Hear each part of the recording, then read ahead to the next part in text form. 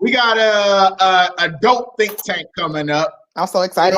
Think tanks, we get to, really get in the minds of the people that we are interviewing, and they're going to drop some keys for the attendees. So I hope you guys are ready. We got DJ Dizzy. He's going to cut a track after we bring them up. They're going to come on, do their thing, and it's going to be a great time. So get your pens, get your papers ready, and we are ready to get started. So I'm going to bring the first man right here. We got an alpha theme going on right now. So I dropped the 1111906 earlier with DJ O'Peasy.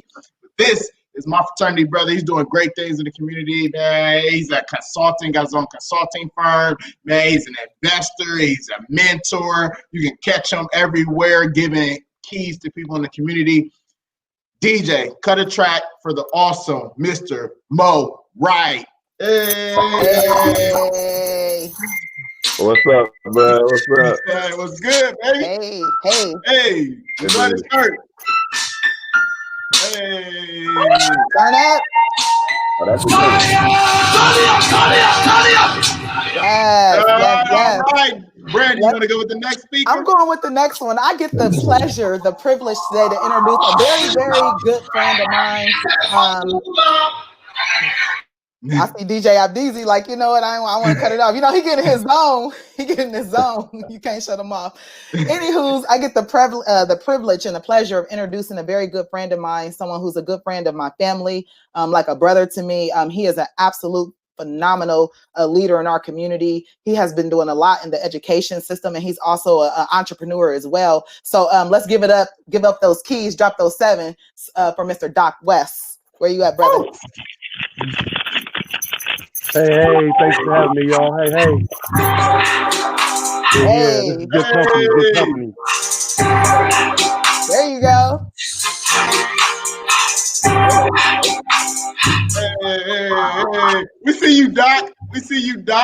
Doc yeah, West I appreciate it. Turn up. Y'all don't even know what's about to happen. Y'all better get y'all Columbus ready. in the house, baby. We represent Ohio in here. We know this is a global summit. The All Ohio think tank. Hey. On this think tank. So I get the pleasure introducing, last but not least, she's like the big sister to the Keys to Black Wealth right now, always dropping gems on us, always supporting. She's always in the community. You're going to see her everywhere. Got a dope app out right now. I'm sure she's going to talk about.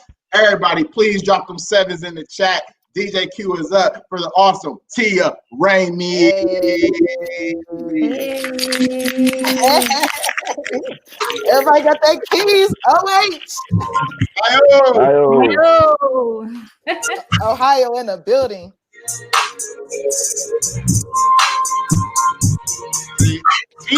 That's Tia's vibe right there.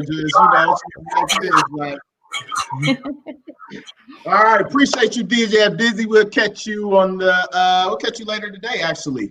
All right. Yeah. So we got a dope think tank for you guys today. So make sure you, like I said, got your notebooks, pads, pens. They're gonna drop some keys for you guys. But before we get into the questions, one by one, I want you guys to talk about specifically, what you do professionally. I know you can wear multiple hats, talk about multiple hats, and just why you're excited to be on this platform giving these keys to the people. So we'll start with Mr. Mo Wright. All right, what's up, y'all? So good to be with you. Thanks, Brandy and David, for having me on. So this past Wednesday, I celebrated 17 years of the oldest company, which is Ramey Consulting. In a nutshell, what does Ramey do? We help people develop their talent within the organization. We help the community to engage. Most of our clients are public sector, so we do a lot of public outreach and engagement work. And we really work to help organizations build their strategic plan. So that's really the consulting firm. Obviously, since then, I've been able to leverage some of that wealth, I guess you'll call it, at least a couple pennies I got to do some additional investment. So I'm a managing partner in Lifestyle Cafe. So if you haven't been by, it's a plant-based vegan restaurant, 891 Oak Street. Got to get the plug in for the local crowd. Go by and see us at Lifestyle, absolutely. Many of you know our bars, we're an investor in that. And then I also have some real estate opportunities as well. So really, consulting is the bread and butter, or has been the flagship. And then we just kind of leverage that and pivoted to some other opportunities to do more good in the hood, so to speak. Hey, good in the hood. If that ain't trademark, hey, we talk about trademarks tomorrow, y'all. So if that ain't trademark, you need to look that up real quick. Everything good in the hood. I just want to say real quick, if you are in the Columbus, Ohio area, check out Lifestyle Cafe. That's my favorite vegan restaurant. Those BLTs go hard. I just want to throw that out there. Those BLTs, they go hard. Yes, man. Amazing chef. Shout out to Shanna. Yeah, shout out to Chef Shayna. She's dope. All right, next up, Doc West. Mr. West in the house. Hey. Once again, hey, thanks, Brandy, as well. And David, I appreciate y'all. It's an honor for me as well. Y'all know I'm born and raised here in Columbus as well. I'm trying to build our community up. I've got 24 years in the with our youth. I'm working with our young people here in Columbus, just trying to build them up. And as me and Brandy have talked, really just making sure that they understand the power and money and in their young dollars and getting them on that track. So just trying to educate our youth and build our young people, especially our young men, especially in these times. Really trying to work on the youth in between 18 and 24. A lot of times we're talking about, in our community, at 18 we're going to get out. That's the most vulnerable time in our young people's lives, and they have to really be built up and really make sure they're making good financial decisions within that time as well. So that's what I'm bringing to the table, just working with our youth and keep trying to build into our young people. Love it. Appreciate that. Go ahead, take it away, Mrs. Tia Ramey. All right. So I am a marketing strategist that specializes in causes. Social media is one of my specialties. So it's usually my job to figure out how to get the word out about things that are plaguing our community to vulnerable populations. So right now, working on the 2020 census, working on infant mortality initiatives and getting the word out about how to keep our babies safe. So these are some of the projects that we've been currently working on. In addition, I'm just an addictive problem solver.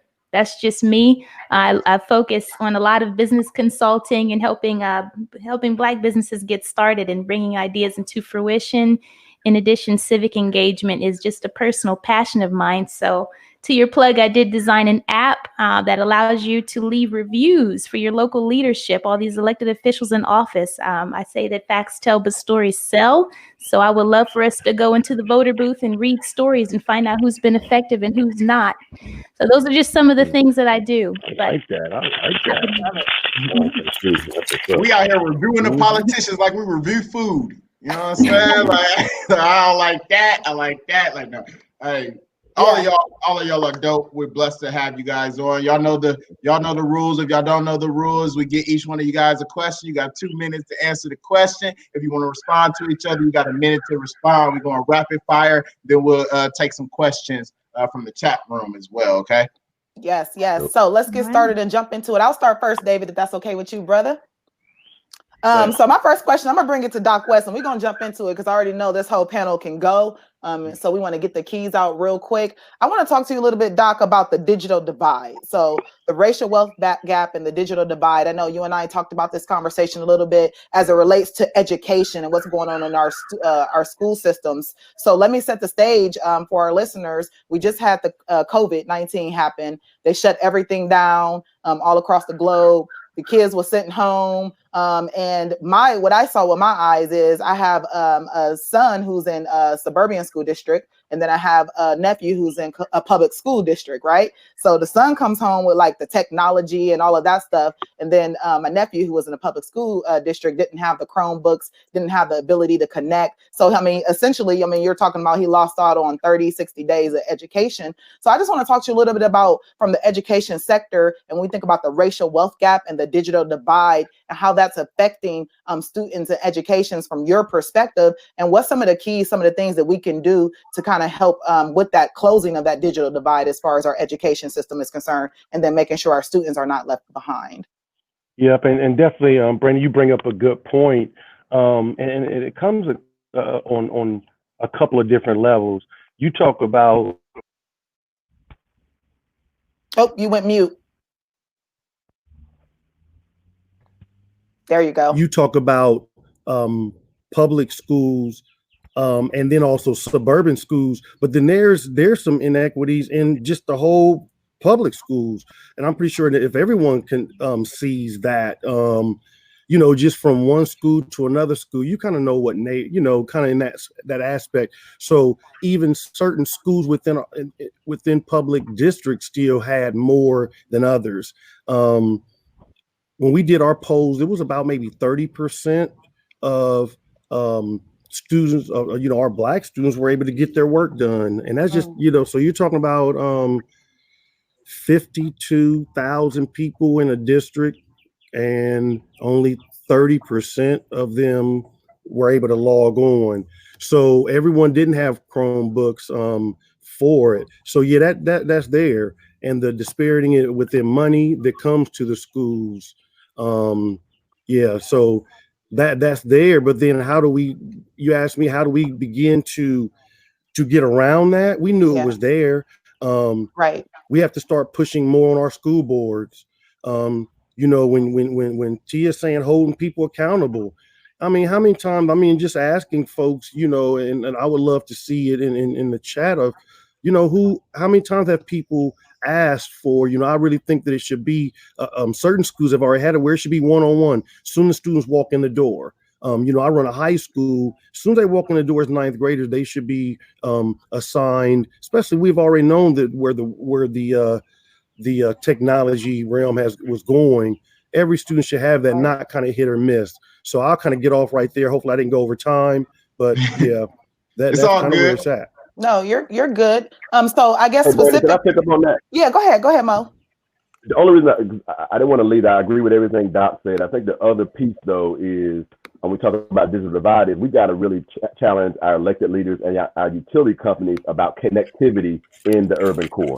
Because my office, for example, I'm sitting on the edge of Linden, and I can tell you that if my internet goes down, it's not because I have a raggedy router. It's because the connectivity in Linden, as an example, is not as strong as it is in some other communities. And so It doesn't matter if they have a Chromebook if they don't actually have internet in the house when they get home. And so I think it's twofold. One is making sure that the fiber is running to these communities that were traditionally neglected. But the other side of it is also making sure that at this point in time, not having connection to an internet connection is the new normal. And it's required of everybody to have that in order to be successful. So we've got to start looking at that the same way we look at lights and water in the urban core, and without those students having the internet connectivity, they're still going to be behind. So I just want to throw that into what that was actually a great call out, because I think during the COVID crisis, didn't they? I believe I read that now internet was considered a utility. So it's so funny how everything just kind of flipped. Just like now you can drink and drive now, so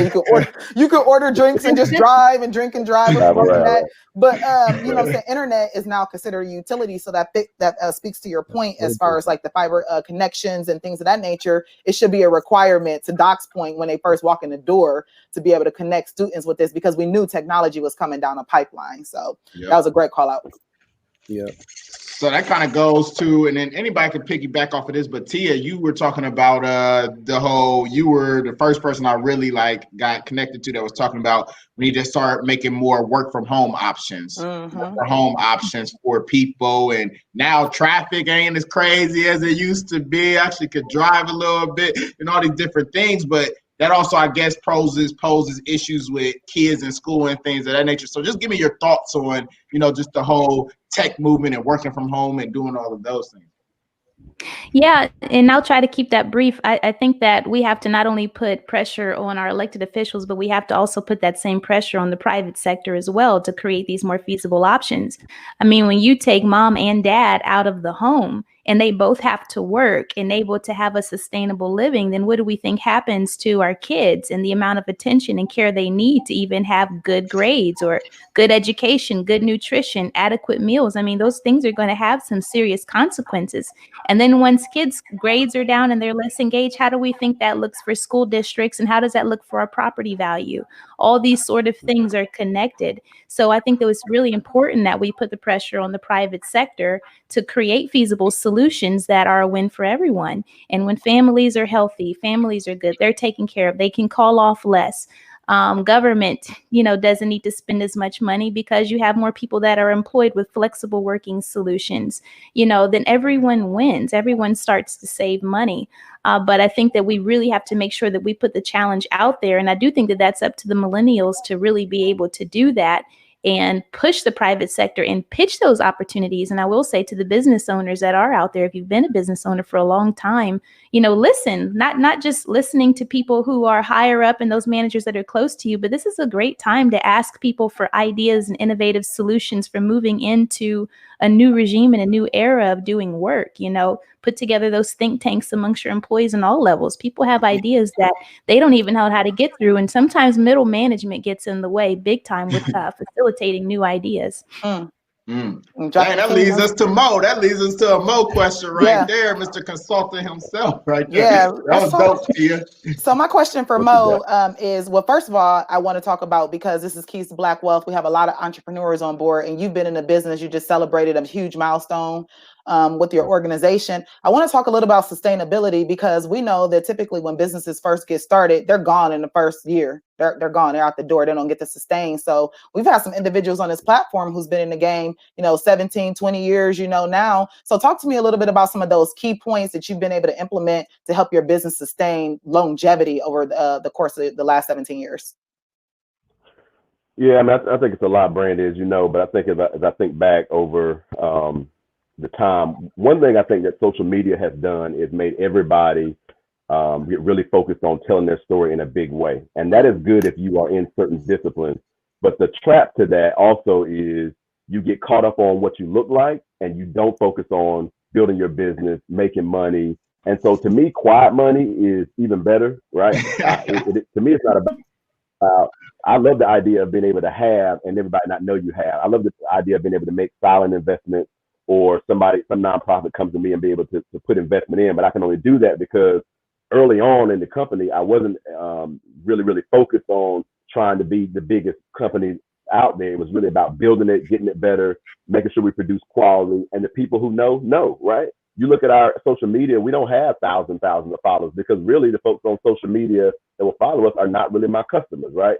So I put more energy into making sure that the folks who know and can benefit from the services we offer, making sure they understand who we are, making sure they understand the value we bring to the market. And so I just think, so part of the sustainability piece is, in your quest to have effective marketing and communications, you got to also balance that with, am I spending the same amount of energy on the infrastructure of my business, being able to think through the strategic challenges without everybody knowing about it? And when you have a failure, are you using it as data and feedback, and then reinvesting that energy back into the business? And all those things may be done without anybody ever knowing it. And so again, because the thing about having a lot of people following you and a lot of people knowing your every move is they also see every pitfall. And so as a part of that, people stay in tune. So, I would just, encourage people that, there's nothing wrong with being a slow, steady start, and then you go on the trajectory. Because I just remember in our history, the first 5 years of business was not Ramey was not a household name. We didn't have that kind of track record, but we built it slowly. We made the right relationships, and over time, that actually monetized itself into now the right people knew who we were, and now everybody else is just gravy. So yeah, that's dope. There's a saying that goes, gangsters move in silence. So we're gonna coin that for you. Gangsters move. Somebody drop that in the chat. Tanisha, where you at? Gangsters move in silence. He said that silent money, like that. I wish I could have dropped that shish emoji, like right there. Like somebody dropped it in the chat if you got the phone in your hand. All right. So we're gonna flow it to Doc. So I used to work in a school system, and I started off like a substitute teacher. And I'll never forget, this kid started dancing when I came in. And he said that I was like, "Why you dancing?" He was like, "You're the first black teacher we didn't have." And so I was like, what? And I started thinking, like, I never had a black teacher either. And I know that's kind of changing a little bit in the school system and all that, but just talk about kids being able to relate to you. And then also talk about you got the state curriculum that you kind of got to follow, but talk about outside of that, how do you advise and mentor them outside of what the state, sets up? Yep, and good. And thanks again, good question, man. And really, thank you, David, because one thing we do is I can't do it alone. Mo, I'm gonna get your information. I'm gonna have Tia and anybody else. I make sure that I bring as many people in who look like our young people, and they share their expertise. So that's one of those pieces. So then, our young people and young people in general, you know, they're highly intelligent, but they're sponges and they're watching and they're wanting to know who they can trust. And once they start seeing your moves and how you operate, you know, as Mo was just saying, once kids can see, okay, this is the right program, or that they're saying that what's right for us. That's kind of what we do, you know, when we say how we relate. You know, me growing up in the inner city, just knowing a lot of just building relationships. We've been talking a lot just within what makes our school work, but it's building relationships. But also when you talk about having a Black teacher, my whole thing when I went to school was, let me make sure I become a kindergarten through 8th grade teacher.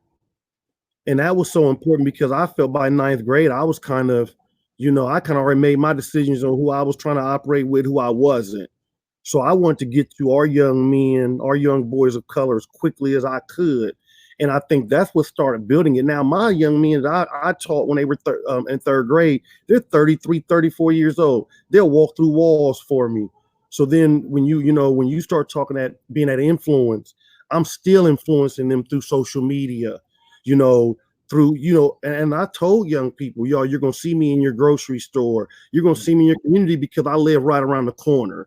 So with that is just, you know, it's not like I live far away. They know I'm around the corner, you know, just staying in touch with them and telling them when they right and wrong.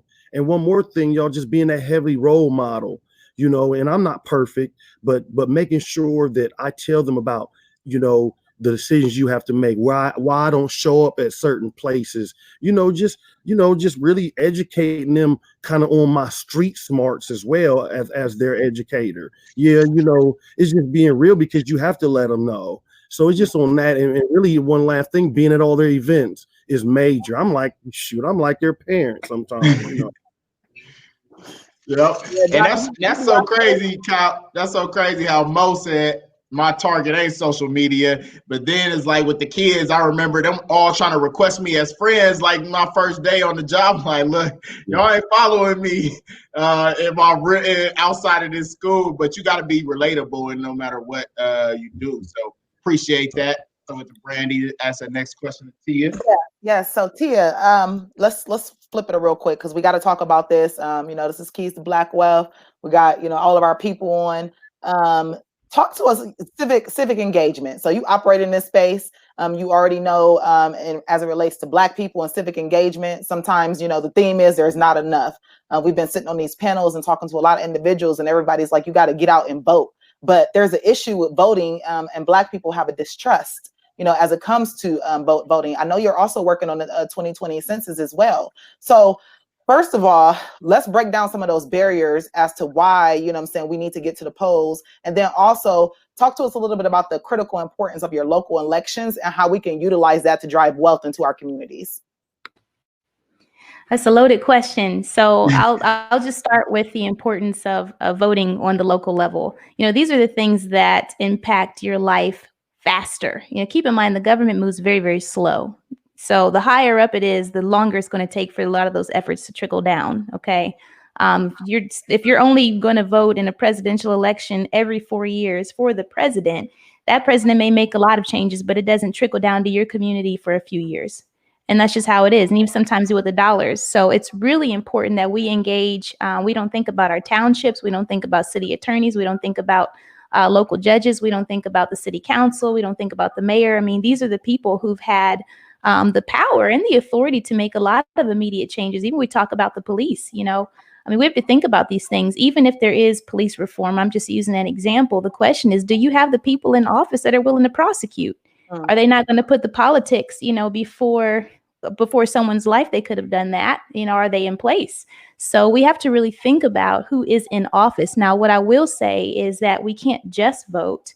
One thing that we're really underrepresented is when it comes to these public hearings, school board meetings, for example, like Doc mentioned, we are not going and we're not going to being there to sit in the room when these people are making decisions over our lives and they're asking for feedback.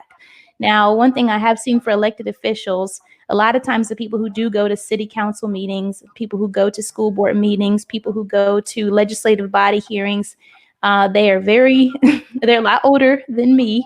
and they don't look like me. And then we wonder how a lot of our policies reflect someone that may be old and white. Well, these are the people that are showing up, and the squeaky wheel gets the oil. It's not enough for us to protest after the policy is made. We need to be there in a mighty number as a force and show up and just be in the room. So there's just the power of being present in general. So what I encourage people to do is look up and find out who your representatives are, your local representatives, and know there's a difference between the state Senate and the federal Senate.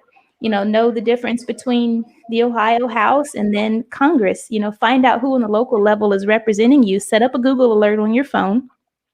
Find out when they're meeting and put those meetings on your calendar. And so that way you can be watching. Plug their phone number and their email into your phone. Lock it in. Because on the other side, there's a lot of people who oppose your views that are in their face all the time telling them this is not what we want. And if that's all they're hearing, keep in mind that elected officials do not appeal to the massive public. They appeal to voters. So they already know who their voters are going to be and what they look like by who's going to be in the room. So I just think that even if you can just set up with a few neighbors, we say 5 neighbors, and you go to a school board meeting and you're there on a weekly basis, those people are scared of those people. They're like, why are you here?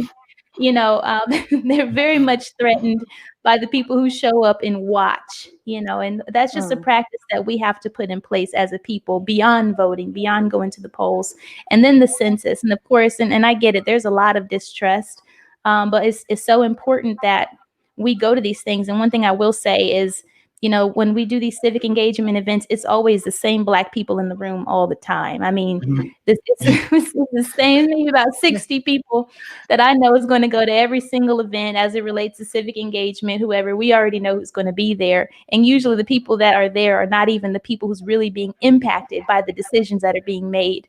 A good friend of mine says, if you're not at the table, you're on the menu. So do not let these people make decisions over your life and you are not even in the room. Go, be there, watch, and hold them accountable for what you've heard. Yeah, I love it. You said, I heard another quote, either you're at the table or you placed on the table. So either way, I want to be sitting down. You feel me?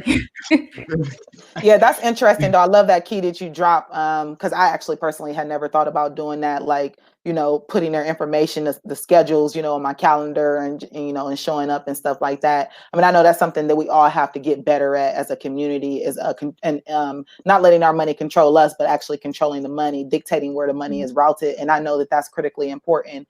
Civic engagement, that's how we get the dollars in our community. So hopefully everybody took that key, because that's a powerful piece to be able to get engaged. And that's something that you can immediately do and implement into your current plan.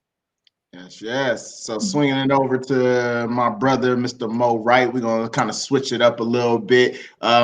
You got a consulting firm. Obviously, people probably reach out to you for mentorship. You're an investor. You invest into people. Like, as far as mentorship and where you put your dollars, especially as far as investing into people, what's some qualities that you like to tell people they need to have or should have, or even make you interested in, mentoring them, investing into their company, or just that opportunity in general? Yeah, so I think it's different, right? So my I guess my checklist for investment is very different than my checklist for mentorship, right? With a business I'm investing in, I expect there to already be a solid vision. I expect there to be a workable plan. And I got to believe in the product. If it's not something I'm starting, then I've also got to believe that there is a need being met by this product or service or restaurant or whatever it is, right? So, first of all, I think I got to believe in the concept itself. So, and then you go through do you trust the leaders? I've learned some lessons even recently about partnering and who to partner with and who not to partner with, right? Luckily I try not to make investments where if they go away, I'm not going to be, my kids are still going to eat, right? And so, and that's what investment is, right? It comes with a certain level of risk involved, but the reward can be great. But at the same time, vetting through what partners look like, their mentality. If you want to start a business, for example, you want to partner with somebody and you all have never had an argument, you may not be ready yet. Because most of us believe, right? Most of us believe, hey, me and Doc are boys. We hang out all the time. We like to, we like to kick it. And so we vibing over this idea and we start this business. And then one day something's gonna happen where Doc believes one thing ought to happen, and Mo believes something else. And that's where businesses start to fall apart, right? Because the partnership has not been tested, just like a marriage. The partnership has not been tested. Until it gets tested, you don't know how strong it really is. So I think the same thing's got to be applied to, you know, how do you all handle conflict before it arises or something, you know, and have a process for doing that. Who can play mediator when you all are not seeing eye to eye is a critical step in that process. So I think from a business perspective, I kind of bet that, right? Do I trust the leader? Do I believe in what they're trying to put forward? And do I believe there's a workable plan? On the mentor side, and I had this conversation yesterday with a young man who asked me to mentor. And I'm a very hard mentor because I don't have a lot of time. And so what that means is you got to be serious. Right. Like, you know, if you and so because I'm a leadership coach and I do some of that professionally, if I'm going to give away my time to somebody, it's not about not wanting to help, but if I'm going to give you even an hour of my time, or even if it's an hour a month, it's got to be value added for both of us. And I get the value of being able to develop people who want to do well, but you've got to be serious. If we talk about you having an assignment or something I ask you to go look into or get back or look at a resource and you don't do it, yeah, I'm disappointed when that doesn't happen, right? And that takes down your credibility with me, because what I know is that in the larger scheme, when I'm sitting in board meetings and with CEOs across the community, they're listening to the folks who are serious. To Tia's point, they're listening to the folks who are showing up. And so if you're not interested in trying to become more strategic, you're not interested in becoming more wealthy and savvy, and you just want to be able to say, hey, I know Mo Wright, let's just go have a drink together. But we don't need to be in a mentor relationship. Right. Not serious. So, you know, I just think folks have got to understand what mentorship is. And then you get deeper with it. Mentorship is different than sponsorship, which in some cases you don't need just mentor. You need somebody to say, hey, you absolutely need to work with Brandy. I'm going to bring Brandy to the table. I'm going to make sure she gets connected to you. I'm going to follow up. So sponsorship is a whole different level of commitment. And so sometimes what people want is, I just want access to your network. That's fine. Just tell me who you want to connect with. I may sit and say, hey, you need to meet Doc West, and I may get out of it. But if I sponsor you, I'm going to the meeting with you. I'm doing the follow-up call because I'm invested in what it is will be the outcome. So there's different levels of mentorship too, and I think people miss that sometimes. Man, you just dropped all kind of keys on us. So I gotta say something, David. I gotta say something. I'm sorry. So two things. I know the Keys to Black Wealth co-founders is probably going ham, dropping all kind of sevens in the chat, because when you was talking about partnerships and being in, it's like a relationship and a marriage and stuff like that, and like you don't get to see what goes on behind doors, and like having the mediators. We have been there. We have done that. We play our role. So that's spot on. That's fire. And I do believe in that as well. When we first got started as Keys to Black Wealth, we did what's called the Founders Test, and everybody had to go through this assessment, if you will, and self-assess, and then we had to share that assessment with each other, and then, you know, be critical of each other and how you rated yourself in your assessment. So if you're saying you are excellent in this area, then like, I mean, show me how you are excellent in this area, or if you're standard. So we went through that process. It's called the Founders Test. If anybody wanted, email us, we can share it with you guys, the template for the Founders Test. We'd be definitely open to sharing that. But we went through that process and that exercise, and I know a lot of people, when they go into partnership, they don't do stuff like that. They don't really critically assess each other. So I thought that was big. The second thing I have to follow up with is how should people approach individuals when they're seeking mentorship? What is that approach? So, hey, you know, I want to come to you, Mo. What am I saying to you? Because we already talked about this throughout the weekend. That's a common thing. You know, mentorship is the fast track to success. How do we approach someone who we want to go in? Like, if I want to go to you, how can I come to you and say, hey, I need you to be my mentor? Like, what do I say to you? Yeah, I want everybody to answer that question. Yeah, all of you guys. Yeah, absolutely. Y'all get y'all notepads ready, because we need to know this. No, I think that's a good question, Brandon. So the question I'm going to want to hear is, I want you to be my mentor for X, right? Because there's some stuff I'm not qualified to mentor you in, right? If you want to know how to connect most effectively with young people, you need to talk to Doc, not Mo, right? And so I think you doing the and that's what I do. I tend to send people back to the drawing board to say, all right, so what am I mentoring you around? So it works the same way when you're coaching people professionally, right? If I'm saying I'm going to coach David, I'm coaching David for a particular purpose. Maybe he doesn't connect with people. Maybe he needs to learn how to build relationships. Maybe he's not an effective communicator. Whatever those things are, we're coaching for a reason, right? So mentorship, although you can have people who can give you insights in a lot of different areas, the best mentorship is, this is my mentorship around entrepreneurship. This is my mentorship around building my communication skills. This is my mentor around being more savvy in the community, right? But most of the time, all of us are not good at everything. So you really got to really get clear about what are you asking for mentorship around. And then I may say, I'm not your guy, but I got somebody for you. And I think that's the most effective thing you can do, because I can probably help you out in a number of areas, but it's more work for me, right? And I'm gonna have to stress a different muscle. So why not go to the person that comes naturally to, right? So if Tia's the one on social media, and that's what they really want to understand, how they build their social media presence, then don't talk to us because we have a specific niche in how we do it. The more universal stuff may be somebody else. So I think that question of mentoring for what is critical, and you got to be clear. So if you're coming to me, I'm going to instantly ask you that question. The second thing I'm going to ask you is, what do you really want? What do you really want? I didn't say, what do you want? I said, what do you really want? Because until you get clear about what it is you really want, then you don't know what kind of mentorship you need. And so people say, I want to start a business. I say, all right, what kind of business? They say, I don't know. I just want to start a business. You're not ready yet, right? So that's not what you really want. What you really want is you want to have some wealth of your own that you can control. Or you really want people to respect you as a leader in the community. That's what you really want. And when we get to the core of what you really want, then we can figure out the best path to coach and mentor you to get there. But until you get clear about that, so until you get what you really want down, that may take us 4 conversations to get there. But until you get that, we're not even going to have a sit-down meeting yet. Because I want you to be clear when you come in and talk to me what you really want, and then we can take off on the rocket ship. So that's my perspective on it. Love it. Got it. Tia, Doc, I'd love to hear your perspective on how do we approach mentors? What do we say to you? You know what?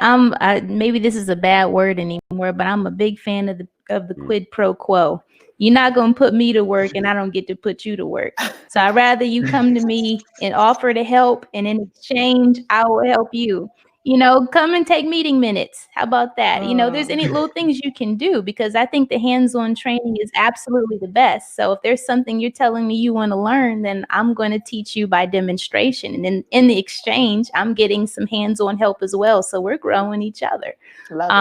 That's one of the best ways that I think to do it. I've seen people do all the time, offer to help. You know, you see an entrepreneur is someone that you admire, doesn't mean that they've perfected everything. There are ways we can contribute to one another's lives.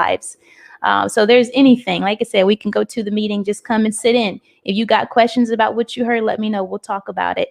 And I give away enough free content, all the time, where I can tell people where to plug in. You know, you can follow me on Facebook Live, whether it's Instagram, consultations, but come to me with a plan. And that's one of my requirements. What I really would love to hear is, Tia, I've got this written down, can we talk about it? But to get somebody at that point where they're at 0 and they just have an idea, that's the one thing I'm going to tell you to do, is write it down, write it as a plan, and then come back to me and talk about it.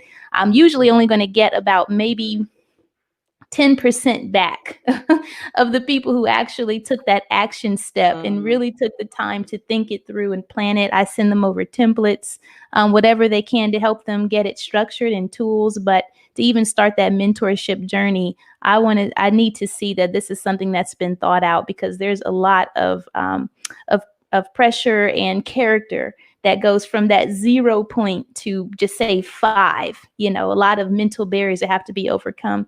And if you're not mature enough for a mentor, someone to really correct you, or someone to challenge you on those ideas, someone to present data to you and say, hey, you may not want to think about that because the data shows this, then I don't have the time to mentor the ego. I really need someone to be ready for that place.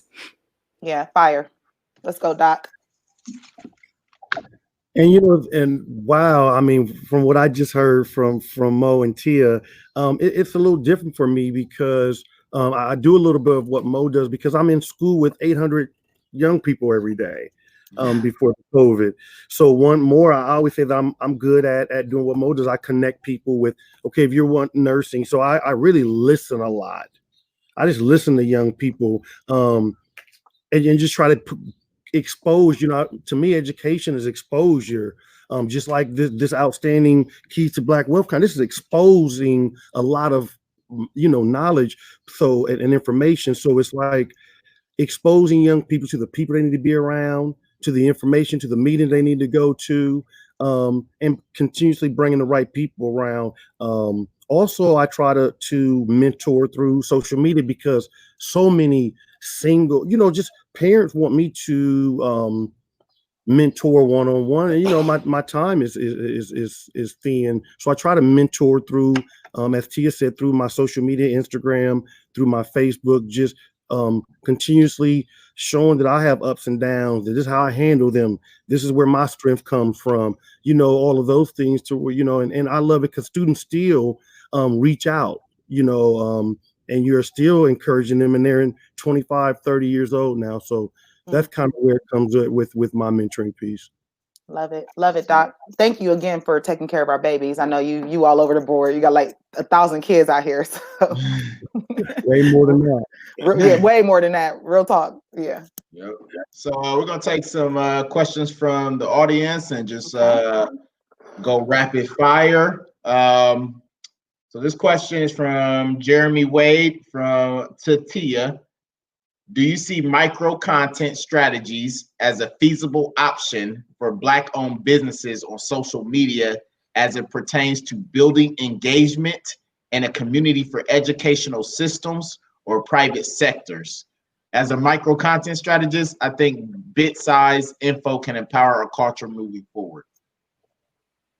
Absolutely. I mean, I think that what's most important is that you set the proper expectations for micro content. You know, if you were trying to use it to educate and empower people, then you can always take snippets, and it's great. And I always say, try to make the biggest impact within 3 seconds that you can, because, you know, you're asking sometimes people to make a big decision in a small amount of time. So make sure that you set milestones for what is this micro content supposed to do exactly. Am I trying to get a sale out of this? Am I trying to sell a book, or am I trying to lead someone somewhere else? Because I see a lot of people that go back and they review their analytics, they review their numbers and their stats, and they wonder, wait, what's not working about this? And most times, sometimes it's just the expectation. So social media and micro targeting and marketing, it has a goal for it. And the idea is to get someone to something bigger so they can make the bigger decision there. It has to have good structure behind that micro content and able to make, we'll say, to go from clicks to customers, so to speak, and to get the sort of impact that you want to get. Love it. So another question was, sorry, David, did you have something to add? I just was writing down clicks to customers. Right. C2C. So another question we had, everybody's asking about the founder's test. I guess that's for us. I'll answer it real quick. The founder's test is an assessment. So when you're going into a joint venture, we have a business partner, and it's a self-assessment that you do on yourself. And then you also, get to the opportunity to analyze that self-assessment on each of your potential future business partners. It's something that should definitely be done before you go into partnership. As Mo Wright said, you got to really find out if it's a good fit, if it's a good chemistry, good connection. But the self-assessment is a critical analysis of yourself, is rating certain things, certain qualities and skill sets that you have. And then you get to analyze that of your potential business partner. So again, if you are, no problem at all. Again, if you are interested in the founder's test, we have the template. If you just email keys2blackwealth@gmail.com, give us to after this conference, and we can get that out to you, to everybody who wants that. We're definitely open to sharing. So hopefully that answered the question about the founder's test. Yep. So, so I mean, we all can just kind of talk with each other and vibe. We got 10 minutes left in this. Just what's some your thoughts on the whole racial wealth gap? And then we'll start with Mo on this. What's your thought? How can we close this generational wealth gap? Do you feel like it's more of a government thing? We need reparations? Do you feel it's more of we got to come together and buy the blocks? How do you feel like what's going to be our best way to go about it to closing that gap?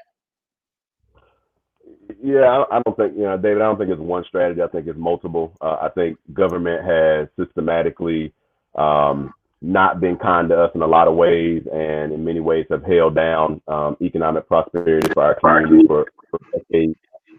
So because of that, they have some work to do in order to remedy some of that.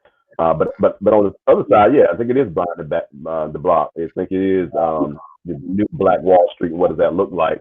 And I was having this conversation with a local pastor recently, and we talked about, what would a Black Wall Street look like in a Columbus, right? And I think, and I had all kinds of ideas about that, both good and bad, about what it can look like. But I think here's what I'll say, without going too deep, is that the moment is here, though, and this is where at no other time have I ever seen in this lifetime where everyone is listening to the voices of African Americans, and we can't piss away this moment. Like, we got to really be intentional. Some of the work I'm doing now is about bringing leaders together to look at what that common agenda is. And certainly wealth creation, economic prosperity, and wealth generation is a huge piece of that, because if we don't get on the same page, the window's going to close and we're still going to be on the outside of the house.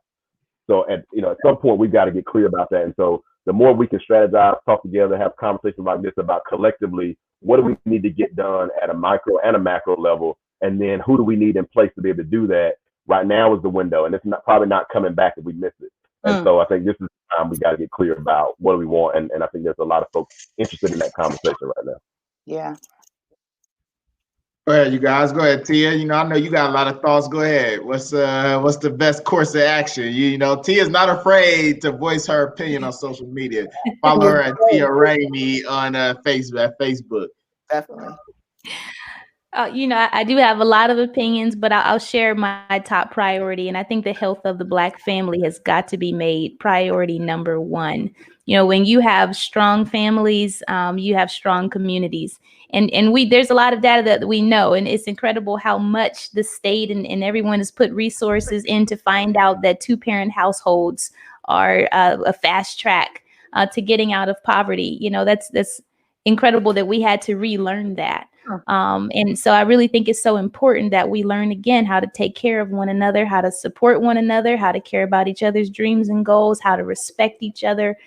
Those right there would be immediate tips and tools for closing the Black wealth gap. I say a lot of our problems are solved if we love each other a whole lot better than what we are right now. Now, of course, there are a lot of things external that can be done, but I am not a fan of trying to solve my problem by making someone else do it. I focus on what I can do first. And that's something that I think that we can do. One of those top things is we have to destigmatize conversations about mental health. That's very important. We need our faith community to really, truly invest in the Black community and to bring those resources back in. Make sure that you're not just attending churches that only hold services on Sundays. Find out what else are they doing to empower the community. What else are they doing to uplift the community that you're in? So there's a lot of things that can be done. I agree with Mo. There are a lot of things that should be done. There's a lot of things that our government can do. I would prefer that the government facilitates more public-private partnerships because I think that the private sector just has more efficient solutions in their boots to the ground. So if they can be more supportive of nonprofit organizations that serve the community, they could be more supportive of the faith community that serves rather than they try to do it themselves and making it transactional. I love to see people like Doc get some of the funding and support that they need because they know what these kids need. They're spending time with them. They're listening to them. So those are the initiatives that need to be supported. And I think that all of us can at least find some sort of organization that supports our youth and education and make a commitment to donating time, money, resources, whatever that we need to help uplift those organizations that strengthen us and to help us to really transform the situations that we may be in. And that would help out a lot because I've seen a lot of our nonprofits fail or crumble because of the lack of support that they should have had. And they were doing excellent work, but somehow government, administrations change, priorities change, and now they've lost their grant and their funding, or it took them too long to receive a grant because priorities have changed. We need to really be the ones to support these organizations that are serving our kids. That's dope. That's dope. Yeah. What you got? Yep, and that was my same piece as well. Just, it was through education, majorly with our young people, and as Mo said, you hit it's so many different levels, but maybe from Tia said as well, from my standpoint, what can I do individually? I can build young people up. I can educate them. I can bring in, professionals, David and B, and talking about, financial literacy, because they need to know at a younger age. Also, just the education, talking about, as I even push my son, starting his business, being an entrepreneur right now, even when he's young, just his whole mindset, so it's like that mindset that we have to instill in young people. And we have to do that. That starts, it didn't start when he was in 5th grade. It started when he was young. So when we start having that mindset and having the right hands at the table that are really understanding how, how to build our young people up. So mine is strictly through that financial, literacy and education in school. Nice. So our last question, this has been phenomenal. Our last question is, give us one last key for our participants, one last key to Black wealth. Any last final thoughts? We'd love to hear from all of you. And we'll start with you, Mo.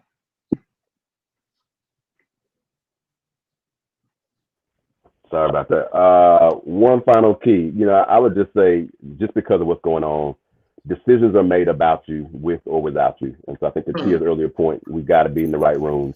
And we've got to seize this moment, because Black wealth doesn't change in our community until Black culture takes it there. And I think at no other time we're going to get that moment to do it. Support Black business is going to be kind of the subtext of that. Make sure you find a business that you can invest in, and stop being so hard on Black businesses, because you don't do it for everybody else. You know what? Somebody get that man some keys.